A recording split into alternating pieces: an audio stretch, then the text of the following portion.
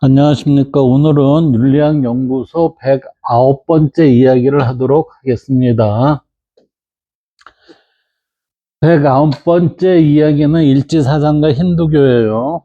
그래서 일지사상과 힌두교는, 그래서 힌두교에 대해서 살펴보면, 힌두교는 자신의 선택과 행동에 따라 삶이 형성된다는 책임의 철학이죠. 그러니까 결국에는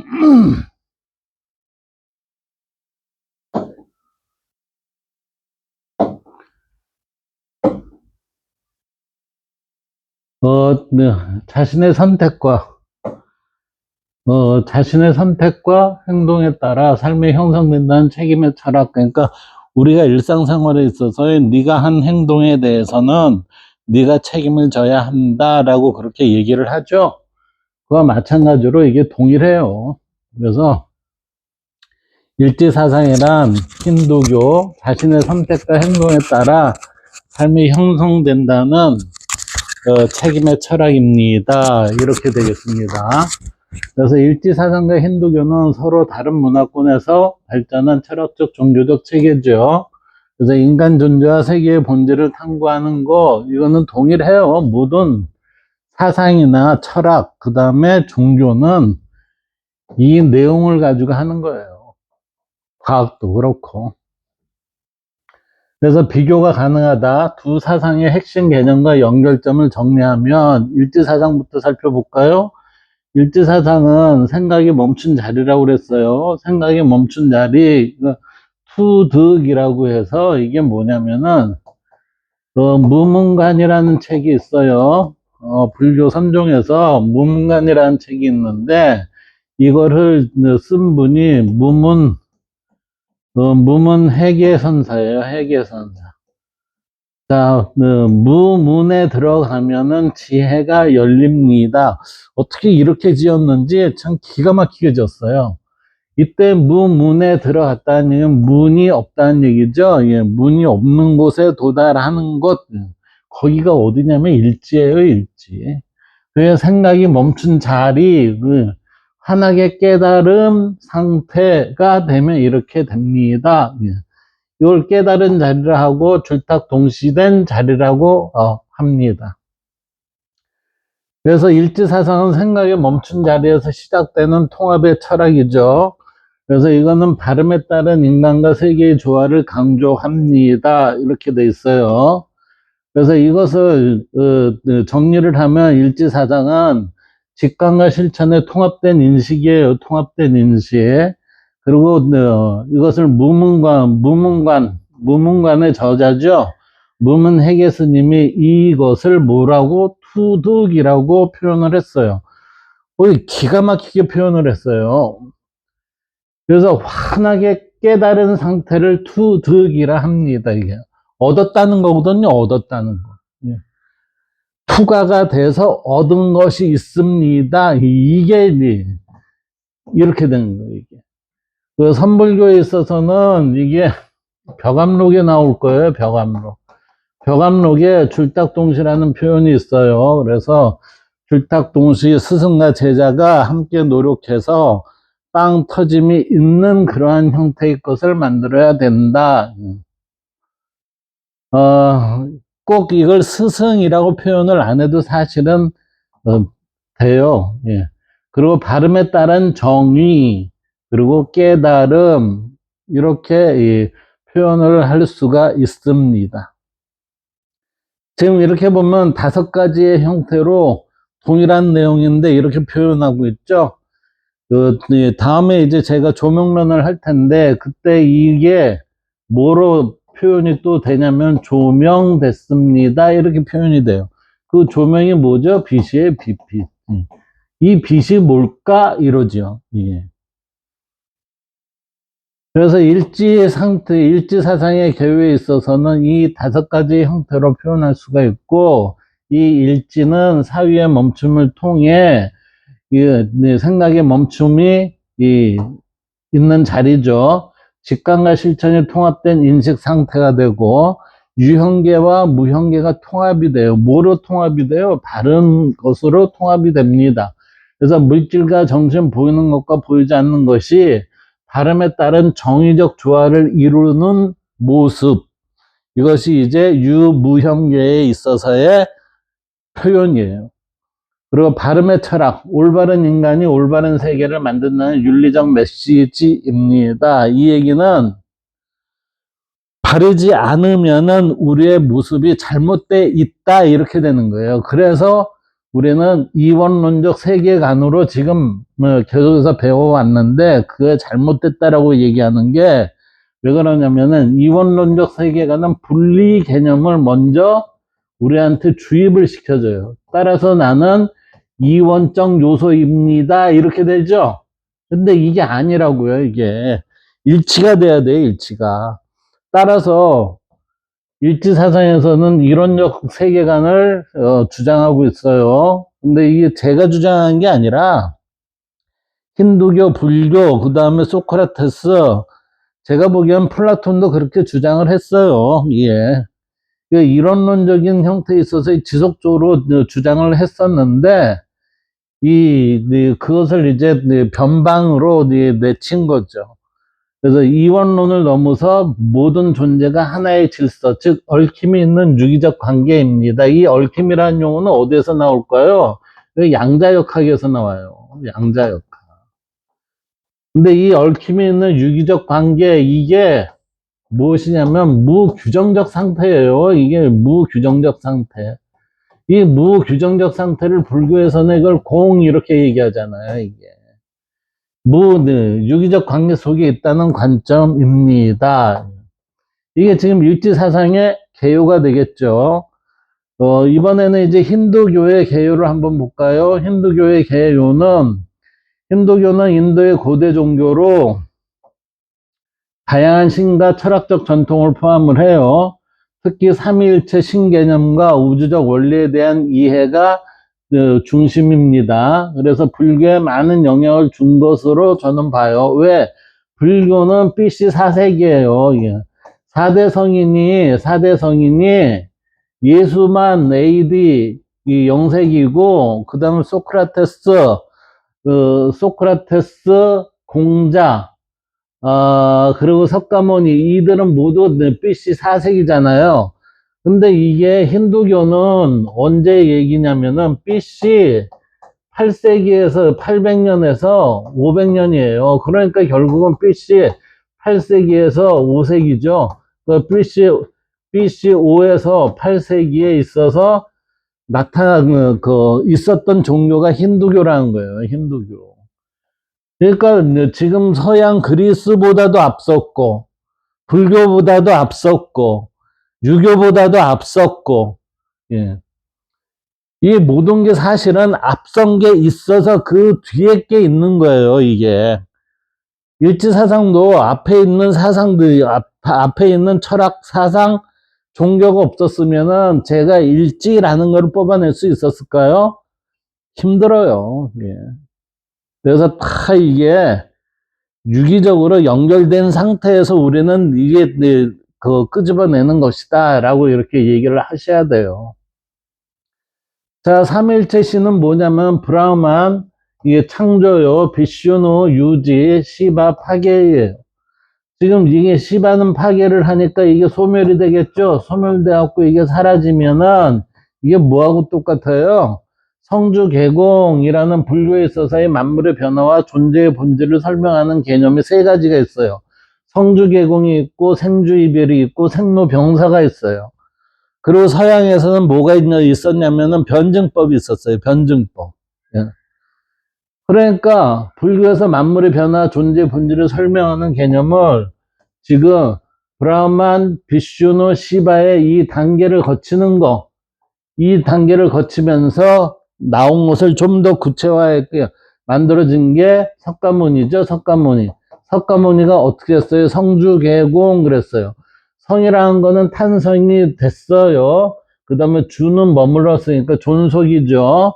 개는 무너져요. 무너졌다가 사라지죠. 이게 소멸이 되니까 성주개공은 탄생과 존속과 무너짐과 소멸이 연속적으로 이어지는 상태입니다. 그런데 얘네들은 각각에 있어서 이거를 겁이라고 그래요. 겁. 1겁, 2겁, 1겁, 1겁, 1겁, 1겁 해서 이게 모두 합쳐지니까 이게 4겁이 되는 거예요.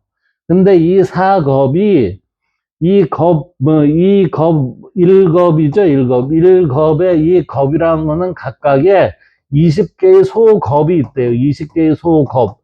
이 20개의 소겁이 소요가 되는데 1소겁이 1600만 년이래요. 그러면 20개의 소겁이면은 이 하나가 만들어지고 사라지는 게 1600만 년 곱하기 20 하니까 이게 뭐예요? 1억 6천만 년이 되겠죠? 그거에 곱하기 2 하니까 3억 2천만 년이 탄생, 존속, 무너짐, 소멸이라는 단계를 거쳐간다. 이렇게 되는 거죠. 그래서 여기에서 지금 20겁을 일중겁이라고 한대요. 일중겁. 그래서 성주개공의 4겁이 한번 진행되는 것을 성주개공이 한 번 4겁이 진행되는 것을 일대겁이라고 한다. 따라서 부처님이 한 번 발심해서 성불하기까지의 시간을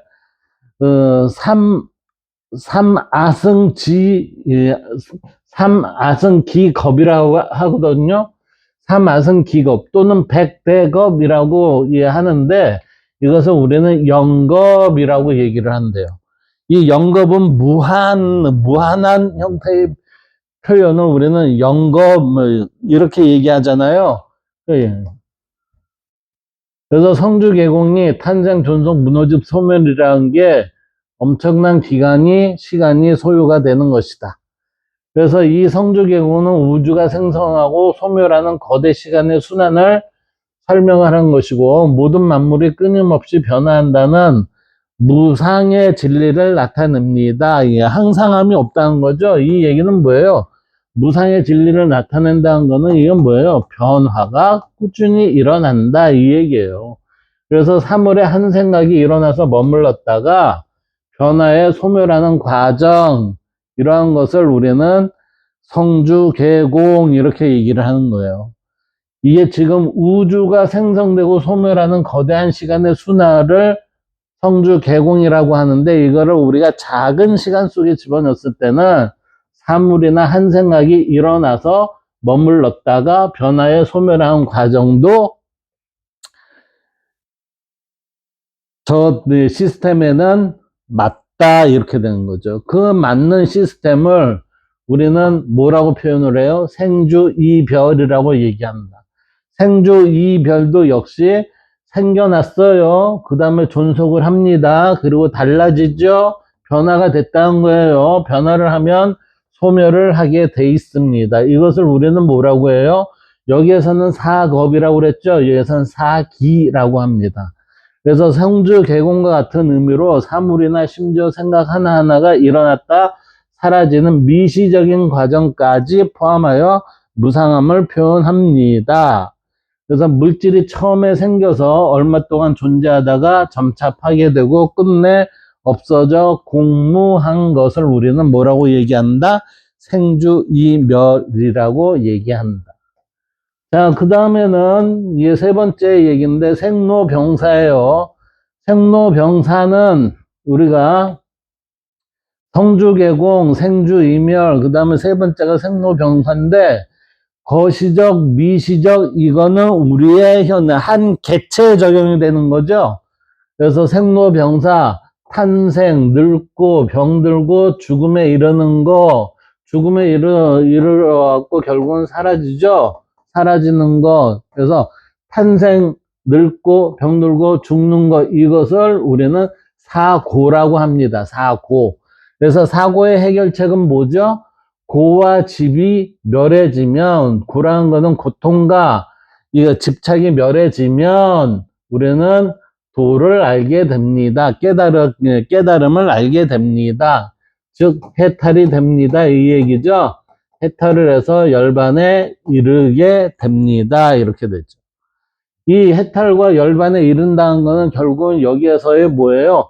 공을 알게 됩니다. 라는 거죠. 다른 것들은 공이라는 게 어떻게 돼요? 사라짐으로 그러는데 우리는 생로병사 이것을 어떻게 해요?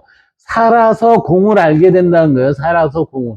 이것을 뭐를 깨달은 것, 이게 살아서 공을 알게 되는 것을 깨달음 그러는 거예요. 그래서 이들은 모두 무상함을 나타내고, 무상이란 항상함이 없다는 거죠. 그래서 끊임없이 관계의 형성으로 인해서 변화가 일어난다는 의미고, 이 변화 속에 고가 나오는 거예요. 그래서 실체적인 물질이나 생명은 특별한 자아가 없어 무아라고 합니다. 그래서 무아를 우리는 뭐라고 얘기하죠? 공, 이렇게 얘기하죠.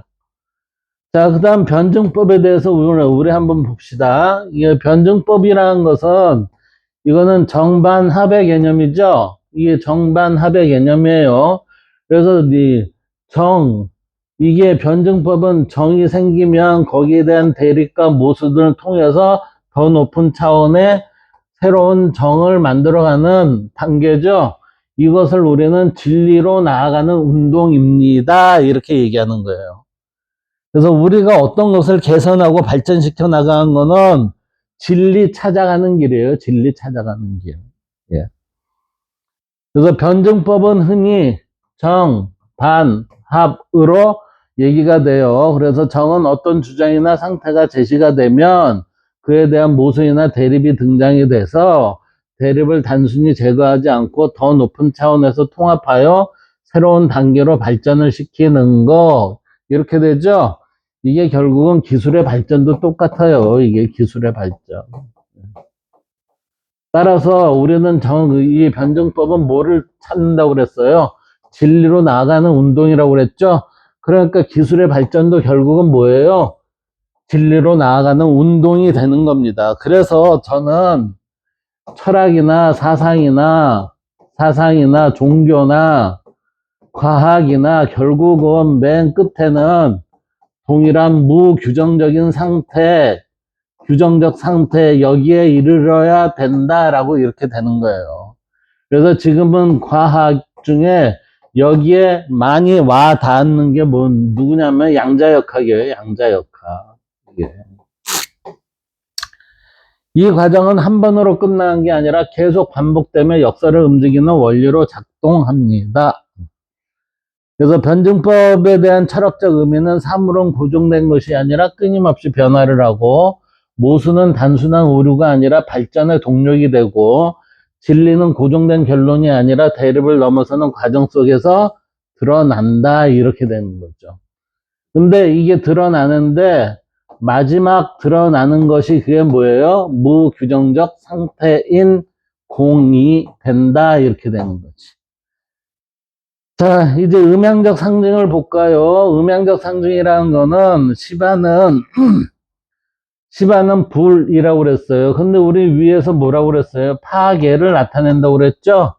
그래서 비슈누는 뭐라고 그랬어요? 얘는 보존되는 걸 얘기하는 거예요. 그래서 지금 음향적 상징에 의해서 힌두교에서는 양은 파괴를 나타내는 불을 얘기하고, 그 다음에 비슈누는 이게 보존을 나타내는 물로 상징이 되고 있어요.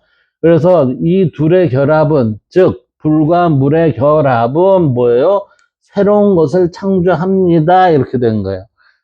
결국은 창조의 시는 뭐예요? 시바 비슈누, 이렇게 돼야 돼요. 둘이 합쳐지니까. 그래서 이거는 창조의 원리로 표현되는 게 음과 양의 결합입니다. 이 음과 양의 결합이 결국은 주역과 어디에요? 도가에서, 그 다음에 유교에서 뭐가 나와요? 예, 무극이 태극입니다. 이렇게 나오죠? 예, 무극이, 이 앞에 뭐가 돼요? 이렇게 되죠? 무극이 태극입니다. 이 태극이 결국은 뭐예요? 태극이 음과 양으로 얘가, 드러나죠. 그리고 이 음과 양이 결국은, 만물을, 현현하게 되는 겁니다, 이게. 이게 다 동일하잖아요. 그래서 유교의 무국이 태극이 음과 양, 여기에서 태극에서 음과 양이 나와서 만물이 나오고, 도가의 도생일, 일생이, 이생삼, 이때 이가 뭐예요? 음과 양이잖아요. 그래서 3이 만물이 되는 거죠. 제가 보기엔 동서양이 모두 똑같다니까요. 그 다음에 이제 힌두교에 있어서 윤회와 카르마 그랬어요. 윤회와 카르마. 윤회라는 거는 이거는 순환한다는 거예요. 순환. 근데 이 순환을 어떻게 순환을 할까요? 이 얘기예요. 어떻게? 그거는 카르마에 의해서 순환이 됩니다. 되는 게 윤회예요. 그래서 인간의 행위는 이 카르마라는 거는 업이거든요. 그래서 업이라는 거는 행위예요. 행위. 행위나 작용. 이 행위나 작용이 결국은 결과로 유출이 돼요. 그것을 우리는 업보 이렇게 얘기해요. 업보. 따라서 인간의 행위는 이 행위라는 건 뭐죠? 업이죠. 인간의 업은 좋은 결과를 낳고 좋은 업보를 낳고 나쁜 업은 나쁜 업보를 낳습니다. 이거는 콩 심은데 콩 나고 팥 심은데 팥 난다. 심는 대로 거둔다라는 얘기하고 똑같잖아요. 상식하고 똑같은 것을 우리는 여기에서의 이러한 형태의 내용으로 지금 전달을 하고 있는 거예요. 그래서 삶과 죽음의 순환에 영향을 미친다는 윤리적 구조. 그래서 이때 좋은 행위는 좋은 결과를 낳으니까 좋은 행실은 선업으로 인해서 좋은 결과를 가져옵니다. 나쁜 행실은 나쁜 악업으로 인해서 나쁜 결과를 갖게 됩니다. 라고 되는 삶과 죽음의 순환에 영향을 미친다. 이렇게 됐죠. 그래서 윤리적 구조라고 하는 거예요. 자, 힌두교에서도 이론적 경향이에요. 브라만, 우주적 절대자와 아트만, 개인의 영혼이 하나라는 철학적 통합이에요. 그래서 이게 이 하나라는 철학적 통합을 뭐로 해요? 발음으로 해요. 여기서도. 그래서 일지사상이나 지금 이제 힌두교나 여기에서의 표현이 틀릴 뿐이지, 언어적 표현이 틀릴 뿐이지, 동일한 내용을 가지고 지금 얘기하는 거예요. 자, 그러면 이제 공통점을 볼까요? 두 사상의 공통점은, 자, 네 가지 방식으로 살펴봅니다. 세계관, 인식 방식, 윤리적 강조, 상징적 구조. 일지사상에서는 유무형의 발음의 통합이죠. 그래서 이 발음의 통합이라는 것은 어디에요? 일지 상태에 있어서 이걸 발음으로 드러냄 이렇게 되잖아요. 그리고 힌두교에서는 브라만과 아트만의 일체, 그러니까 이게 버마이려 이렇게 되잖아요. 버마이려. 우주와 내가 하나와 같습니다. 이렇게 되는 거. 그러니까 인식 방식, 얘는 직관과 실천, 이게 무문의 해계선사가 얘기했다는 투득 그랬어요. 그리고 줄딱동시 이거 선불교에 있어서의 병합록에서의 줄딱동시의 통합적 인식 그리고 일치상태의 인식 이게 모두 같은 얘기예요 이게. 그리고 힌두교에서는 명상과 깨달음을 통한 진리의 인식 그러죠. 그러니까 지금 현재도 어디에요? 조계종에서 뭐를 해요? 명상센터를 운영하잖아요. 왜 그럴까요? 결국은 이거에 있기 때문에 그런 거예요. 윤리적 강조, 발음의 실천입니다.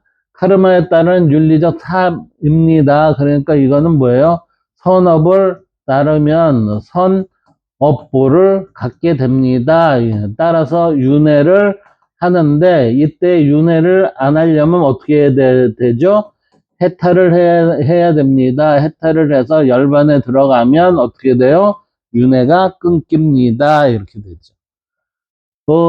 상징적 구조를 보면 일지사상은 줄딱 동시에 깨달음의 순간이 일어나고 투득이라는 형태에 있어서의 우리가 의혹이 하나도 없는 그러한 깨침을 얻는 단계 이렇게 되는 거죠. 그랬을 때 우리는 뭐가 드러난다고 그랬어요? 지혜가 발현이 됩니다. 그렇게 얘기했죠.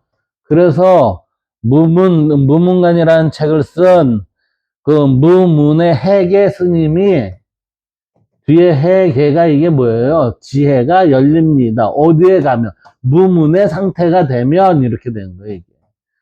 기가 막히게 졌다고 저는 생각을 해요. 이거는 양과 음의 결합으로 창조를 상징합니다. 자, 브라만과 아트만, 범어 이료죠. 유교에 있어서는 천인합일, 천도교나 동학에 있어서는 인내천 그랬어요.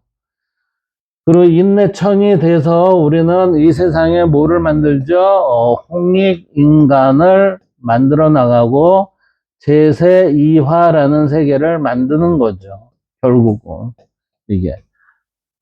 자, 브라만과 아트만은 인도 철학이에요. 특히 힌두교와 베단타 철학에서 핵심적인 개념입니다. 이 둘의 관계는 인간 존재와 우주의 본질을 이해하는 데 중요한 통찰을 제공을 해요. 자, 브라만에 대해서 이제 한번 봅시다. 브라만은 우주의 궁극적 실제 그랬어요. 그래서 브라만은 모든 존재의 근원이 되는 거예요. 모든 존재의 근원이니까 뭐죠? 창조를 합니다. 이렇게 되는 거예요, 이게. 그래서 무한하고 변하지 않는 본질을 지닌 우주적 실체, 그러니까 이걸 뭐죠? 우리는 이거를 진리라고 합니다. 이렇게 되는 거예요, 이게.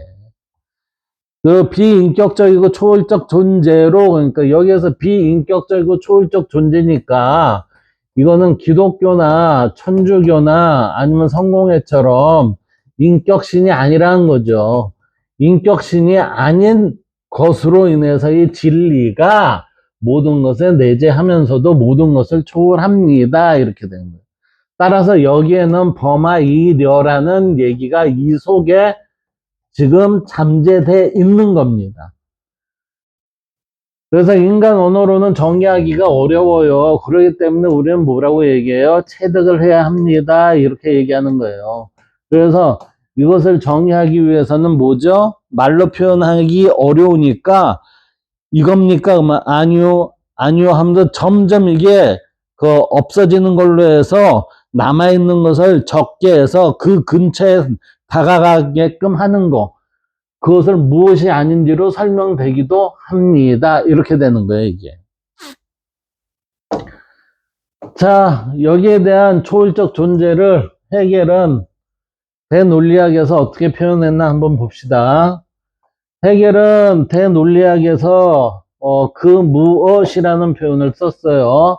그 무엇이라는 표현을 썼는데 그것을 순수한 존재, 무규정적 상태, 이것을 구체적으로 규정되어 나타난 최초의 어떤 것, 그것을 우리는 그 무엇 해갖고 순수한 존재, 그런 거예요. 최초의 어떤 것을.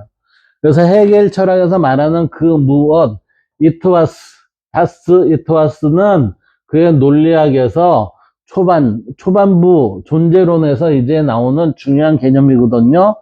근데 헤겔은 논리학을 존재와 본질과 개념 이 세 단계로 전개를 해요.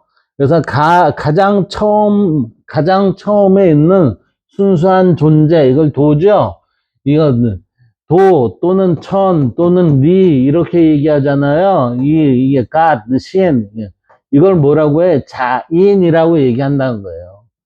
그리고 이 자인과 무를 다룬대요. 무라는 게 무국에서 이게 운동을 해갖고 생성되는 음과 양이 나옵니다. 이렇게 돼요. 그래서 만물이 만들어지는 거거든요.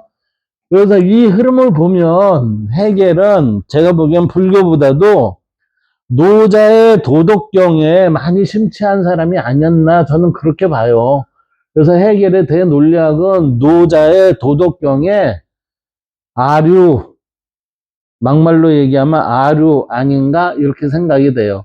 대신에 헤겔이라는 사람이 자신의 언어로 표현했거든요. 자신의 언어로 표현을 하니 이게 노자의 얘기도 어려운데 그것을 헤겔이 자신의 언어로 표현하니 더 어렵죠. 예. 그래서 생성이 안정화되면 비로소 그 무엇이라는 이때 무엇은 만물이에요. 만물이 등장합니다. 순수한 존재 자연에서 물을 거쳐서 우리가 생성이 안정화되면은 이때 존재 만물이 드러난다라고 하고 있습니다. 이때 이투아스는 뭐예요? 그 무엇의 의미는 유형계의 모습들이에요. 그러면 순수한 존재 자에는 뭐죠? 이거는 무형계의 모습이에요. 무형계. 따라서 무형계와 유형계에 있어서의 그 과정이 도출되는 게 어디예요? 무로 드러납니다. 이렇게 되는 거죠. 자, 규정된 존재 그랬어요. 다자인 그랬어요. 단순한 있음이 아니라 어떤 규정을 가진 존재, 그러니까 만물이죠, 이게. 이게 만물이에요. 즉, 무한히 추상적인 존재가 아니라 특정한 성격을 가졌습니다. 그러니까 이게 뭐예요? 개체죠, 개체. 이게 개체성을 얘기하는 거예요. 그럼 여기에서 이 자인이라는 건 뭐죠? 이건 전체성이에요, 전체성. 근데 이걸 전체 개라고 표현하기도 하고, 이거 개체 개라고도 표현하기도 해요. 그것을 우리는 얘는 유형계, 얘는 무형계, 이렇게 보는 거죠. 자, 자기 타자 관계, 이거는 뭐냐면은, 우리가 자기 타자와의 관계는 어떤 존재가 있다는 거는 이 존재는 홀로 존재할 수가 없어요. 따라서 이거는 관계적 존재거든요. 이 관계적 존재를 어떻게 표현을 해요? 자기와 타자의 관계로 표현하고 있다. 이렇게 봐야죠. 그래서 자기 타자 관계는 그 무엇은 단독으로 존재하지 않고, 그랬으니까 그때 그 무엇은 이거 개체죠, 개체. 개체는 단독으로 존재하지 않고 항상 타자, 다른 것과의 관계 속에서 규정된다. 그러니까 이게 뭐죠? 상호작용 속에서 드러난다. 이 얘기예요. 드러난다. 그래서 산은 계곡과 대비 속에서만 산으로 드러납니다. 라와 같이 그 무엇이라는 것은 곧 타자와의 관계 속에서 규정된 존재입니다.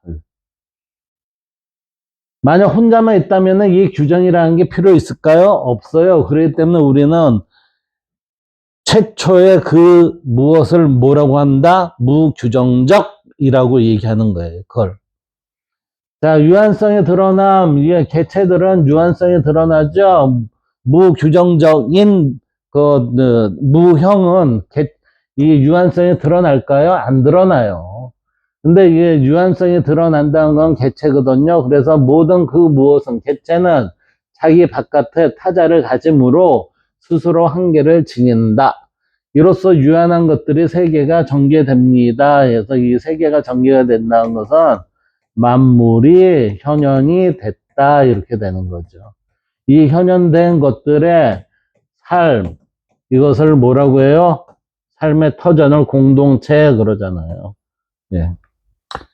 철학적 함의 그 무엇은 단순히 어떤 것이란 말이 아니라 존재가 구체화된 최초의 단계입니다. 이때는 이게 자인 이렇게 되겠죠. 그 관계 속에서만 규정된 존재, 이건 다자인이 되겠죠. 그래서 개체들이 되는 거예요. 만물, 개체. 그래서 유한성과 변화를 내포한 존재입니다. 이 얘기는 뭐예요? 우리는 공동체의 일원으로서 살아가고 있습니다. 좀 더 포괄적으로 하면 자연의 일원입니다. 이렇게 되는 거예요. 이후 해결은 그 무엇과 타자의 상호작용, 이 다양한 관계를 통해 무한 본질 개념으로 나아가는 변증법적 전개를 이어나간다. 해겔이 책을 많이 읽은 것 같아요. 동서양을. 그래서 잘 포장을 하신 분 같아요. 생각도 많고. 자, 이제 아트만을 볼까요? 아트만은 나예요. 개인의 참된 자아. 그래서 아트만은 개인의 영혼 또는 자아로 인간 존재의 본질을 나타내죠. 그리고 영원 불변하며 모든 생명체에 내재하는 본질적인 존재입니다. 그러니까 이게 불성 이렇게 돼요. 이게 육에 있어서의 성 이렇게 되는 거죠. 그래서 물질적 세계와 초월적 세계를 연결하는 다리의 역할 누가 해요? 형이 하죠. 이 형이 누구예요? 석가모니예요. 자, 물질적 세계는 유형계예요. 유형계니까 이렇게 되죠. 이 유형계는 뭐라고 얘기하죠? 형이하라고 얘기하죠? 형이하. 초월적 세계는 뭐라고 해요? 형이상이라고 얘기하죠? 형이상. 따라서 이 형은 뭐예요? 이 상과 하에 뭐예요? 매개가 형이에요, 형. 이 매개로서의 가장 역할을 잘 드러낸 사람이 누구? 석가모니. 이렇게 돼요. 왜? 천상천하 유아독전이라는 표현을 써가면서 나는 이 세상의 매개자입니다 라고 얘기를 했던 거예요. 그래서 자아탐구와 영적 성장의 중심이 누가 돼요? 석가모니잖아요. 내가 됩니다. 이렇게 되는 거예요, 이게. 그래서 진리를 들어갈 때는 누구로 들어가요? 진리를 들어갈 때는 바깥으로 갈 수도 있지만, 밖으로 갈 수 있지만, 뭐예요? 가장 쉬운 길은 너로 들어가라. 이렇게 얘기하는 거예요. 그래서 소크라테스가 뭐라고 그랬어요? 너 자신을 알아라 그랬고, 천주교와 그 다음에 성찰 스님이 뭐라고 그랬어요? 자기를 바로 봅시다. 이 얘기예요. 이 얘기는 결국은 뭐냐면은 진리를 들어가는 길을 알려주고 있는 것이라고 봐야죠. 그래서 브라만과 아트만의 관계, 이거 범아이려죠? 천인합일 인내천이. 그래서 핵심 사상, 이게 범아이려의 내용은 타트트밤 아시라고 해서 너는 그것이다 라고 해서 이거는 아트만과 브라만의 본질적으로 뭐예요? 동일하다는 얘기죠. 그러니까 이 너는 뭐냐면 유형의 것은 뭐예요? 그것이다. 무형이 양태입니다. 양태와 같습니다. 예. 양태와 같다. 무형의 속성의 양태와 같다. 이렇게 봐야죠. 예. 본질적으로 동일하다는 거는. 그래서 영적 목표, 인간은 자신의 아트만을 통해 결국 나를 통해 브라만과의 일치를 깨닫고 이 얘기는 뭐예요? 천인합의를 하고 천일합의를 이루면은 뭐가 된다고 그랬어요? 일치 상태에 이른다고 그랬죠? 그렇게 되면 뭐가 돼요? 해탈에 이르는 것을 목표로 합니다. 이렇게 되는 거지. 그래서 우파니샤드가 비유하기를 무화과 씨앗 속에는 뭐예요? 보이지 않는 생명력이 있죠? 씨앗을 그냥 놔두면 얘가 싹이 트나요? 안 트잖아요. 근데 이거를 잘 다듬고 키우면은 거기에서의 씨앗이 트면서 생명력이 나오잖아요.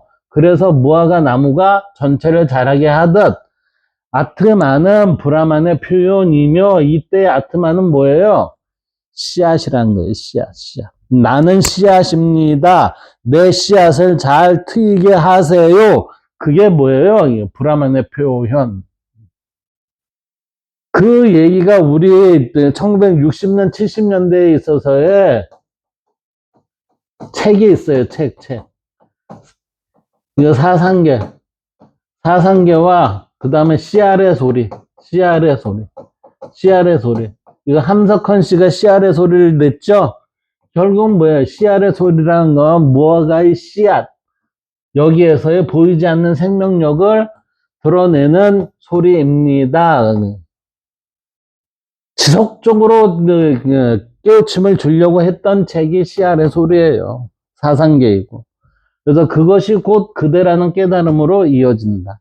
이 사상은 단순한 철학적 개념을 넘어 명상과 자기 성찰을 통해 실천될 수 있는 영적 탐구의 길을 제시합니다. 그랬으니까 여기 방법이 있네요. 명상과 자기 성찰이 진리를 깨닫는 방법에는 명상과 자기 성찰이라고 합니다. 그래서 이런 비교를 통해 동서양의 철학이 어떻게 인간과 세계를 바로 보는지 깊이 이해할 수 있을 것이다. 이렇게 되죠. 자, 이제 카르마, 아까 업이라고 그랬어요. 카르마, 업에 대해서 한번 봅시다. 카르마란 업이에요, 업. 업은 뭐예요? 행위예요, 행위. 또는 작용. 그래서 원인과 결과의 그 사이에 벌어지는 게 뭐예요? 행위와 작용이에요, 이게. 그래서 과정 속에 드러나는 것, 과정 속에 드러나는 것, 이것을 우리는 행위, 작용 이렇게 돼요. 그래서 힌두교와 불교를 비롯한 인도 철학에서 핵심적인 개념이 카르마 이렇게 됩니다. 그래서 단순히 어떤 행동을 의미하는 것이 아니라 그 행동이 미래에 어떤 결과를 가져오는지를 설명하는 인가의 원리로 이해됩니다. 자, 핵심 개념으로 보면 업이라는 얘기든 한국어로 번역할 때 업이라고 해요. 카르마가.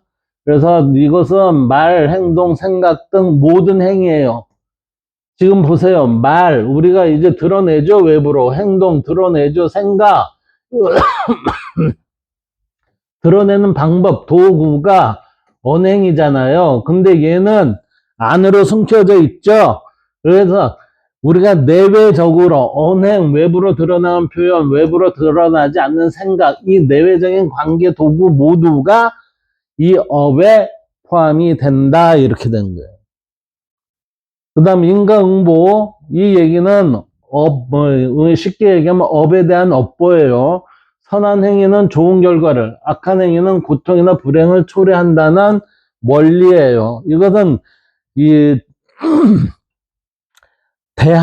대학에 보면은 적선지가 필요여경이고 불선지가 필요여앙이다 라고 이런 말이 있어요.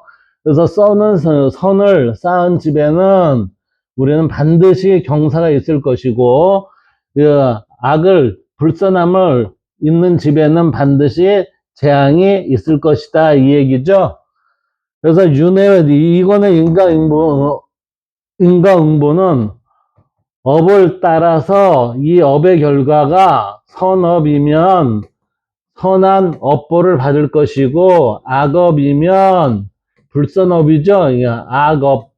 악에 대한 업보를 받게 됩니다. 라고 하는 거예요, 이게. 자, 윤회와 연결. 그 다음 업이 왜 윤회하고 연결이 되느냐? 그러면은 이게 지금 여기에서 얘기했던 게 이게 윤회예요, 윤회. 예. 우리가 드러나는 작은 생활 속의 윤회가 이거예요. 그렇지만 우리의 삶 속에 드러나는 윤회는 이렇습니다. 카르마 업은 삶과 죽음의 순환 속에서 작용하며 현재의 삶은 과거의 업에 의해 결정되고 미래의 삶은 현재의 행위의 업에 따라 달라진다고 보는 관계적 상황, 이것을 뭐라고 해요? 윤회 이렇게 된다는 거예요. 그럼 관계적 상황을 한번 설명을 보면 이래요. 누군가에게 친절을 베풀면 언젠가 그 친절이 자신에게 돌아온다. 이거 적성지가 필요여경이죠. 반대로 남에게 상처를 주면 그 고통이 결국 자신에게 돌아온다.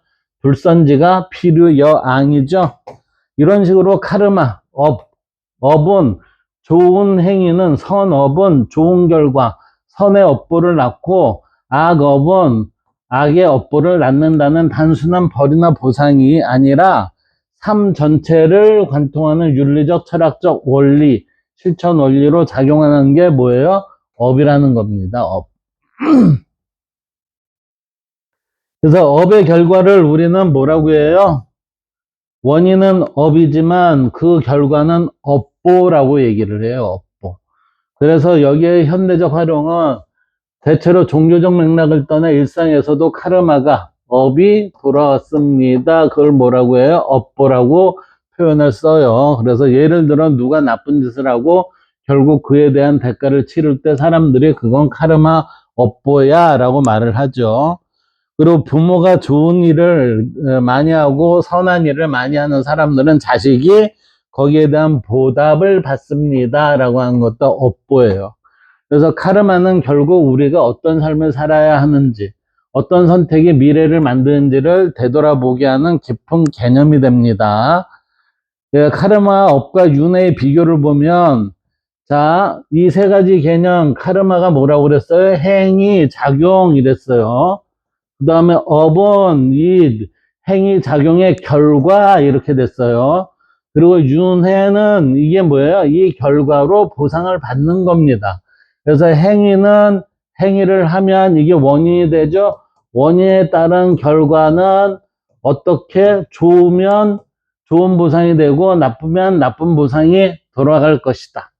그래서 인도 철학과 불교 사상에서 인간 존재와 삶의 순환을 설명하는 핵심 원리가 뭐예요? 카르마, 업, 윤회, 이게 됩니다, 이게. 그래서 서로 밀접하게 연결되어 있지만 각각의 의무와 역할은 조금씩 다르다. 이 밑에서 한번 살펴볼까요? 어떻게 다르냐면은 이렇습니다. 카르마, 업, 윤회, 의미, 역할, 연결 관계에 보면 카르마는 산스크리트어로 행위 또는 작용이에요. 이거의 역할은 모든 행위가 결과를 낳는 인과의 원리죠. 그러니까 선업과 악업에 업보가 있다는 거죠. 그 연결관계, 업과 윤회의 원인이 되죠. 예. 그게 카르마예요, 카르마.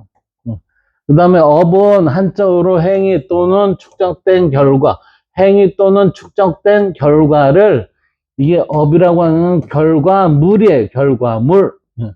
따라서 반복된 행위가 쌓여 성향과 운명을 형성한다는 거는 이때 이 반복된 행위가 아리스토텔레스, 아퀴나스, 칸트 같은 경우에는 좋은 습관을 길러야 한다라고 그랬죠. 그러면 좋은 습관을 기른다는 얘기는 좋은 업을 쌓는다는 얘기죠. 그러면 좋은 결과를 가져옵니다, 이 얘기예요. 맹자에 있어서는 좋은 거를 하기 위해서 호연지기가 확증시켜야 된다고 그랬죠. 이게 모두 같은 얘기예요. 그래서 이것을 축적이 된 형태에 있어서 나오는 거, 카르마의 축적된 형태입니다. 이거를 우리는 업보 이렇게 됩니다. 자, 윤회는 업보의 상태에서 어떻게 돼요? 내가 어떻게 되느냐, 의미, 삶과 죽음의 반복적 순환 속에서 어떠한 삶을, 어떻게 만들어지는 삶을 사느냐 이거죠. 그래서 업에 따라 다음 생이 결정이 되고 업과 카르마의 결과로 어떻게 해요? 윤회의 결과를 가지게 된다 이렇게 되죠. 자, 관계구조 보면 카르마, 업, 윤회 위에서 이제 간단히 살펴봤던 것을 이제 그 서술에 보면 카르마가 업의 결과를 가져와서 윤회를 가지게 돼요. 우리가 행하는 카르마 행위, 그 다음에 작용은 결과를 낳아요. 따라서 이게 업보가 되죠. 그것이 업으로 남습니다. 그래서 이게 업 축적된 행위의 흔적이라고 그랬어요.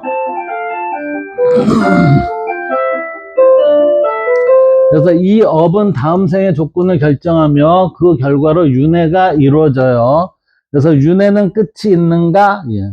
불교에서 끝이 있다고 그랬어요. 그쵸?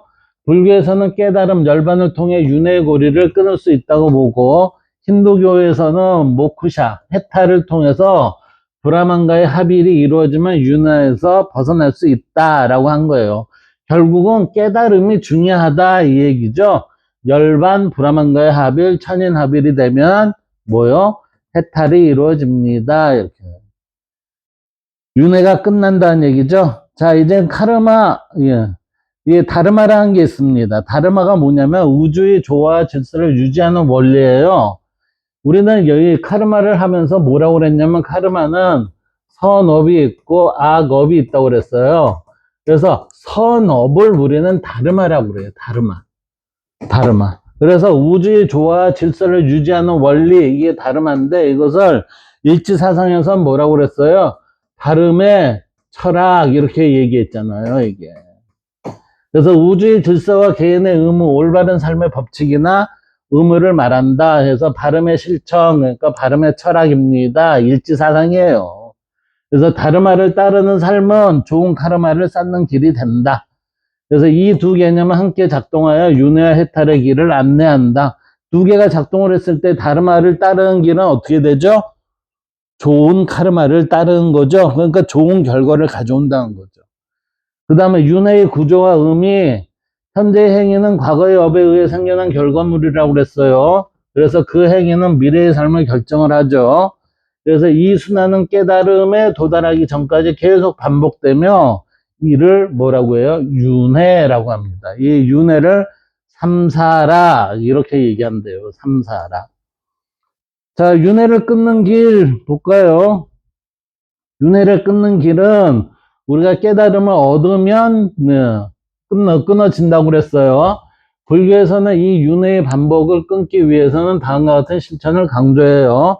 팔정도에서 다른 것을 이어나가면 내 삶이 정화가 되죠. 그리고 또 무명, 무지와 집착을 끊는 수행, 가래, 무명과 가래를 끊는 수행, 무지를 깨고 집착을 내려놓는 것이 중요하다. 그리고 자각과 관찰, 단순히 타력으로 믿는 것이 아니라 자력으로 자신의 삶을 깊이 관찰해서 스스로 성찰하고 이해하는 것, 그래서 깨닫고 발현된 지혜로 살피는 것이 무척 중요합니다. 그래서 힌두교와 불교는 자각의 종교예요. 자각의 종교. 즉, 이거는 자력으로 만들어가는 것입니다.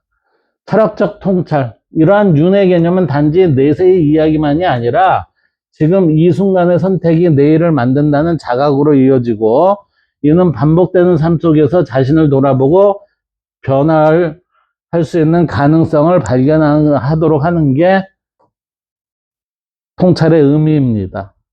자, 이거를 인용한 문구를 볼까요? 인용한 문구를 보면 이렇습니다.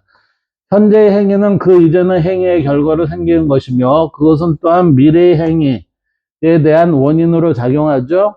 그래서 윤회는 깨달음에 도달할 때까지 반복될 수밖에 없다. 이 문장은 불교 윤회 사상의 핵심을 아주 간결하게 표현하고 있고, 불교에서는 삶의 흐름을 단순한 시간의 연속이 아니라 업이라는 인과의 법칙에 따라 현재, 과거, 미래가 서로 연결된 순환, 즉 이 세 가지는 현재, 과거, 미래죠. 단독으로 존재하지 않고 삶의 연속성과 도덕적 책임을 설명하는 하나의 체계로 작동을 합니다. 이렇게 돼요. 예. 이게 상당히 우리의 삶에 있어서 지금이 아니라 과거, 현재, 미래를 연속적으로 굴러가게 하는 그러한 것이다 라고 보는 거죠. 그래서 브라만과 아트만의 연관관계, 그리고 일지사상을 비교를 하면 브라만은 전체성이라고 그랬어요. 아트만은 개별성, 개체성이요. 이 둘의 관계는 범아, 이려라고 그랬죠.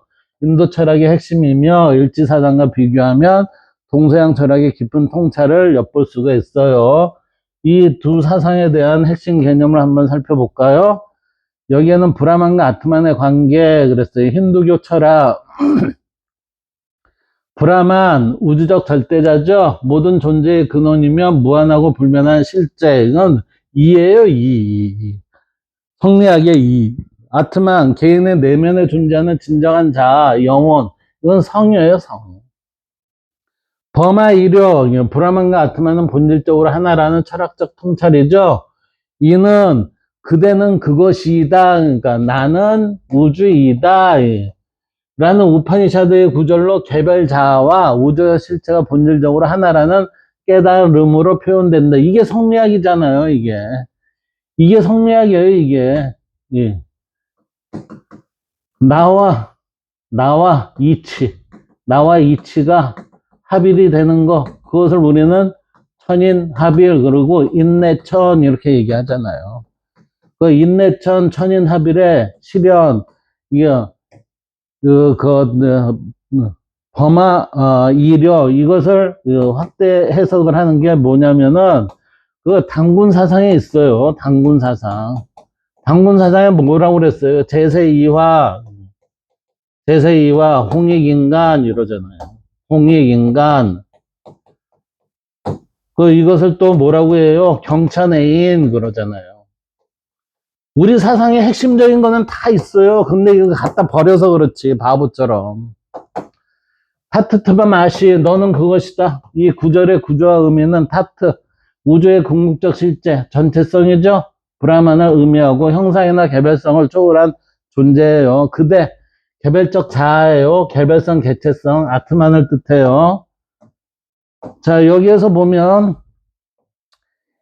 아시, 이거는 이다거든요. 그리고 동일함을 나타내는 동사 이다라는 표현이에요. 그래서 철학적 해석으로 보면 이 문장은 너는 곧 우주 전체고 너의 본질은 신성과 같다라는 뜻으로 해석이 됩니다.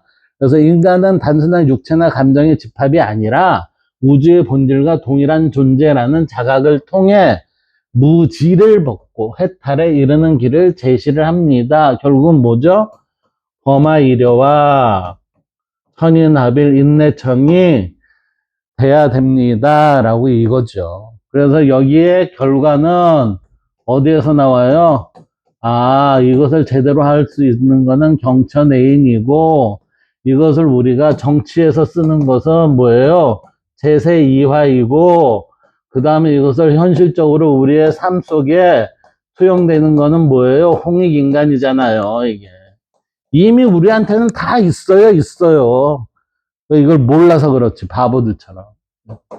자, 얘부터는 다음 시간에 하도록 하겠습니다. 감사합니다.